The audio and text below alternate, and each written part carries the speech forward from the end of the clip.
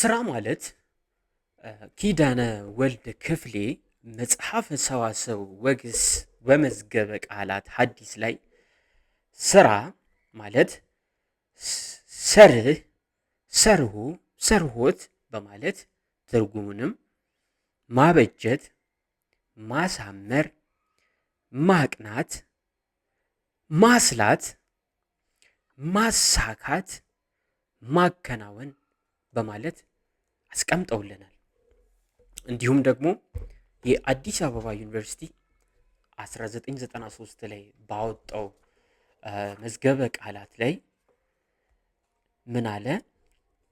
ስራን ማለት ገቢር በማለት መስራት ደግሞ ማድረግ፣ መፍጠር፣ ያልነበረን ማስገኘት፣ የነበረውን ነገር ማዘጋጀት፣ ፍጥረትን ከፍጥረት ጨምሮ ሌላ ህላዌ ማቆም፣ በሚሰሩት ስራ ማየል፣ መበርታት፣ መሰልጠን በማለት አስቀምጦልናል ማለት ነው።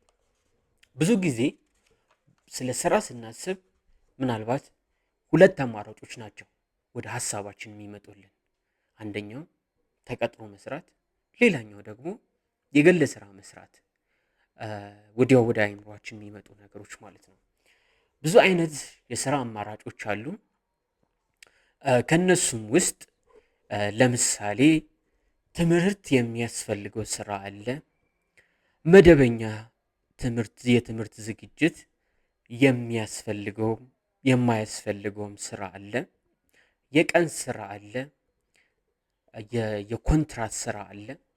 የክረምት ስራ፣ የግብርና ስራ፣ የእንጨት ስራ፣ የብረት ስራ፣ የማዕድን ስራ፣ የእጅ ስራ፣ የጉልበት ስራ፣ የአይምሮ ስራ፣ የሙያ ስራ፣ በህጋዊነት የተመዘገበ ስራ፣ ያልተመዘገበ ስራ፣ ለሌሎች የሚሰራ ስራ፣ ለራስ የሚሰራ ስራ፣ በአካል የሚሰራ ስራ፣ በመሳሪያ የሚሰራ ስራ፣ በድረገጽ የሚሰራ ስራ፣ የቅጥር ስራ፣ የማማከር ስራ፣ የትርፍ ጊዜ ስራ፣ የእንክብካቤ ስራ፣ ቤት ለቤት የሚሰራ ስራ፣ የበጎ አድራጎት ስራ፣ የውክልና ስራ፣ የማገናኘት ስራ፣ የመጠበቅ የመቆጣጠር ስራ፣ መረጃ የመሰብሰብ ስራ፣ የማስተዳደር ስራ፣ የማድረስ ስራ፣ የማስተማር ስራ፣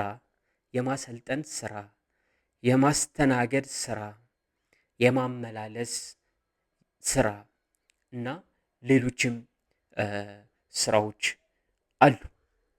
ብዙ አይነት ስራዎች አለ። ስራ ማለት ወይ ደግሞ የስራ ባህል ማለት ስራን ሰናይ ተግባር እንደሆነ በማሰብ ለስራ ዋጋ ሰጥቶ መስራት ማለት ነው። አንድ ጊዜ ለሆነ ስልጠና ቻንግማ የሚባል ከተማ ለአንድ ወር ያህል ሄጄ ነበርና አንድ የስልጠናው ባለቤት የነበረ ሰው ልጁ አንድ ቀን ቅዳሜ ጠዋት ላይ ወደ ውጭ ስወጣ የእረፍት ቀናችን ስለነበረ ከዛ ቅዳሜ ጠዋት ላይ የስልጠናው ማዕከል ልጅ የ14 ዓመት ልጅ ናት። የስልጠናው ባለቤት ደግሞ አሜሪካዊ ነው። ያለው ነው ምንም ነገር የጎደለው ነገር አልነበረም። ከዛ ልጁ ጠዋት ላይ በቅዳሜ ጠዋት ላይ የግቢውን ቆሻሻ በጣም በደስታ ስሜት ሆና ሄድፎን ሰክታ እና ስታጸዳ በተረጋጋ መንፈስ እና በጥሩ መንፈስ በጥሩ ስሜት ግቢውን ስታጸዳ ሳይ በጣም ተገረምኩኝ። ምክንያቱም እኛ ሀገር ብዙ ጊዜ ሰው ካለው ሀብት ካለው በተለይ ደግሞ ጥሩ ኑሮ የሚኖር ከሆነ በተለይ ከተማ ውስጥ የሚኖሩ ሰዎች የተወሰነ ገንዘብ ካላቸው ልጆቻቸው ሲሰሩ እንዲሁ ደግሞ ቆሻሻ የማጽዳት ስራ፣ ትንሽ የጉልበት ስራ ሲሰሩ መመልከቱ ለኔ የተለመደ አልነበረም። ለምን ብዙ ወላጆች ትንሽ ገንዘብ ካላቸው በሌላ ሰው ሌሎች ሰዎችን ቀጥረው ልጆቻቸውን እንዳይሰሩ በማድረግ ሌሎች እንዲሰሩ ያደርጋሉ። ይህም ምናልባት ወላጆች ትልቅ ስራ፣ አድካሚ ስራ በመስራት አድገው ከሆነ እኔ ባለፍኩበት መከራ፣ እኔ ባለፍኩበት ውጣ ውረድ፣ እኔ በተጨነቁበት ጭንቀት ልጆቼ አያልፉም በማለት ለልጅ ከመሳሳት፣ ልጅን ከመውደድ፣ ለልጅ ትልቅ ክብርና ዋጋ ከመስጠት የተነሳ የሚመጣ እንደሆነ ይታወቃል። ነገር ግን ይህ አስተሳሰብ ለልጆች ግን ጥሩ ላይሆን ይችላል። ይሄኛው እኔ በጣም ለምንድን ነው ይህ ነገር ሊገርመኝ የቻለው? በብዛት በእኛ ሀገር በስራ ይታፈራል፣ ሰው በስራ ያፍራል። ሰዎች በድህነት ስለሌላቸው የማያፍሩትን ያህል አንዳንድ ስራዎችን ለመስራት ሲያፍሩ፣ ሲሸማቀቁ መመልከት የተለመደ ነው። ነገር ግን እኔንም የገረመኝ ባለመስራቴ የማላፍር ሰው ወይ ደግሞ በጎዶሎ ለመኖር የማላፍር ግን አንዳንድ ስራዎችን ዝቅ ብሎ ለመስራት የማፍር ሰው ስለሆንኩ ወይ ደግሞ ይህ ብህል በዙሪያዬ ስላለ ይሄ ሁሉ የሞላለት ሰው ልጁ የግቢውን ቆሻሻ ስታጸዳ ደግሞም አባትየው ይህን ያህል ኖሮት እኛም ሰልጣኞች በተሰበሰብንበት ልጁን ሲያጸዳ የግቢውን ቆሻሻ እንድታጸዳ ሲያደርግ በማየቴ ገርሞኝ ነበር ማለት ነው። እና አባትየው ሁለተኛ ቀን ላይ እንዲሁ ሲነግረን ምንድን ነው ያለን? ልጄ ስራ እንድትወድ የስራ ባህል እንዲኖራትና የገንዘብ ዋጋ እንድታውቅ ቅዳሜ ቅዳሜ ግቢውን ታጸዳለች፣ እንዲሁም ደግሞ የሚገባትን እኔ እከፍላታለሁ ብሎ ነገረን ማለት ነው። እና ምናልባት ይሄኛው የስራ ባህል መልመድ ያለብን የስራ ባህል ይመስለኛል። ከልጅነታችን መስራት እንዳለብን፣ በስራ ላይ ትኩረት ማድረግ እንዳለብን፣ ልጆቻችንንም በስራ በማስጨነቅ ሳይሆን እንዲሰሩ፣ ስራን እንዲለምዱ፣ ስራን እንዲወዱ፣ ለስራ ክብር እንዲኖራቸው፣ ሰርተው ማግኘት፣ ለፍተው ገንዘብ ማግኘት የሚባለውን ነገር እንዲለምዱት፣ ገንዘብንም በአግባቡ እንዲጠቀሙ ማስተማር ተገቢ ይመስለኛል። አንዳንድ ጊዜ ግቢ ብዙ ትውስታዎች አሉኝና አንድ ከሚገርመኝ ነገር አንዳንድ ወጣቶች የጉልበት ስራ ሰርቼ አላቅም ይላሉ። ወንዶቹ የጉልበት ስራ ሰርቼ አላቅም፣ አንዳንድ ሴቶች ደግሞ የኩሽና ገብቼ አላቅም ይላሉ። እንግዲህ በእንደዚህ ሁኔታ ውስጥ ስለተከበብን አንዳንድ ጊዜ ለዛ ነው እኔንም የገረመኝ። ይሄ ትልቅ ነገር ኖሮት በቂ ነገር ኖሮት ልጁን ሲያሰራ የገረመኝም ለዛ ይመስለኛል። አንዳንድ ጊዜ ውድቀቶቻችንን፣ ድካማችንን፣ ባዶነታችንን እንደ ክብር የምናወራበት ጊዜ አለ። ለወንድ ጉልበት ስራ ሰርቶ አለማወቅ ማለት ክብር አይደለም። ኩሽና ገብቶ ምግብ ማብሰል ማለት ውርደት አይደለም። የሆነ መስተካከል ያለበት ነገር ያለ ይመስለኛል።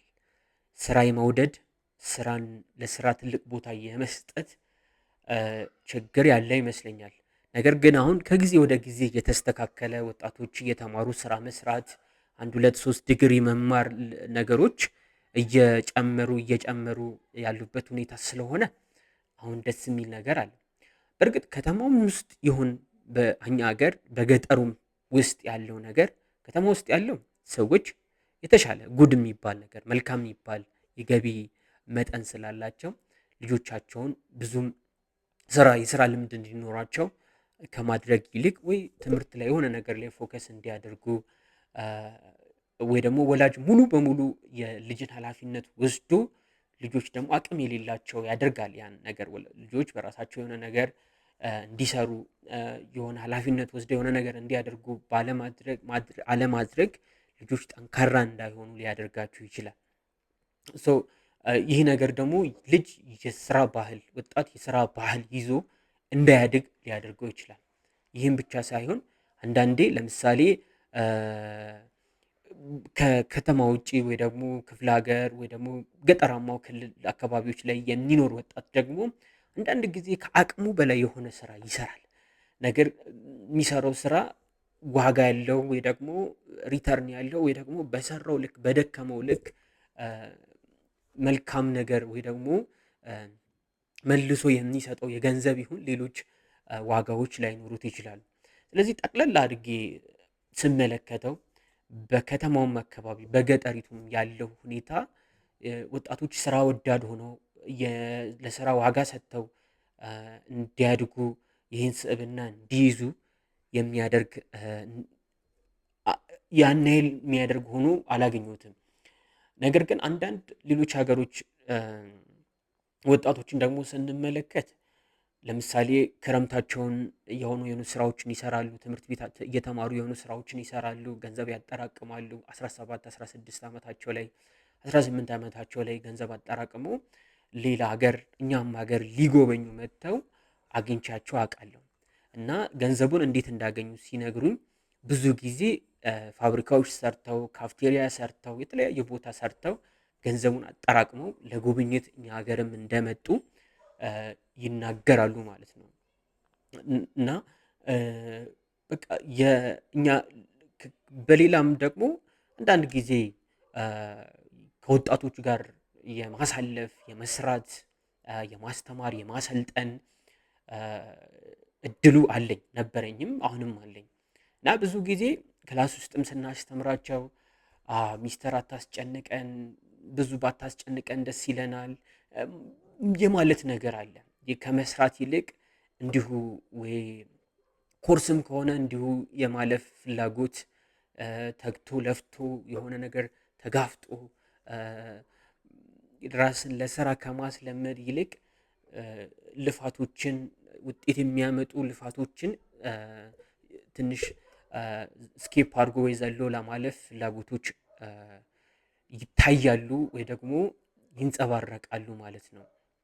ይህ ለምን ቻለ? ይህ ለምን ሊሆን ቻለ ሲባል ይሄ አለ አይደለ ዙሪያችን ላይ ያሉ ነገሮች እንድንሰራ ስራን እንድንወድ የስራ ባህል እንዲኖረን ወይ ከወላጆቻችን ይሁን ከመምህራን ይሁን ከሀገር ከባለስልጣናትም ከተለያዩ ቦታ የተማርናቸው ስንማርም ስንሰማም ያደግነው ነገር የሆነ ነገር በሆነ ነገር በጣም ለፍቶ ጥሮ ግሮ የሆነ ነገር ማግኘት ሳይሆን በሆነ አማራጭ የሆነ ነገር ለማግኘት። አሁን ለምሳሌ በጣም ታዋቂ ብህላችን ምንድን ነው የሚለው? ሲሾም ያልበላ ሲሻር ይቆጨዋል ነው። ስለዚህ ለመሾምም ስናስብ ስልጣን ላይ ለመውጣት ስናስብ የሆነ ነገር ላይ ህዝብን ለማገልገል ማህበረሰቡን ለማገልገል ያ ቦታ ያ ስልጣን የሰጠንን ነገር ሰርቭ ከማድረግ ይልቅ ለዚህ ያን ስልጣን ተጠቅሞ ወይ መብላት ወይ የሆነ ነገር መሰብሰብ ነው። ስለዚህ ስንሰማም እያደግ ነው ማለት ነው። ስለዚህ ይህ ሶፍትዌር እስከተጫነብን ድረስ የመስራት ፍላጎት ሳይሆን የሆነ ቦታ መቆናጠጥ ከዛ በኋላ ያንን ፖዚሽን ተጠቅሞ ያንን የሆነ ነገር ተጠቅሞ የሆነ ነገር ማግኘት ሾርት ከቶችን መፈለግ እንጂ በሂደት በፕሮሰስ ማደግ መለወጥ ከሚለው ነገር አንዳንድ ጊዜ የራቀ አስተሳሰብ ይዘን የምናድግባቸው ወይ ደግሞ በሂደት ማደጉን ተስፋ እንቆርጥበታለን ማለት ነው። እና ልጅ እያለሁ ትዝ ይለኛል አባቴ ያንተ ያልሆነን ነገር እንዳትነካ፣ የወደቀን ዕቃ ያንተ ካልሆነ እንዳታነሳ፣ ስለዚህ ያንተ የሆነውን ነገር ብቻ የለፋበትን ብቻ ነው ማግኘት ያለብህ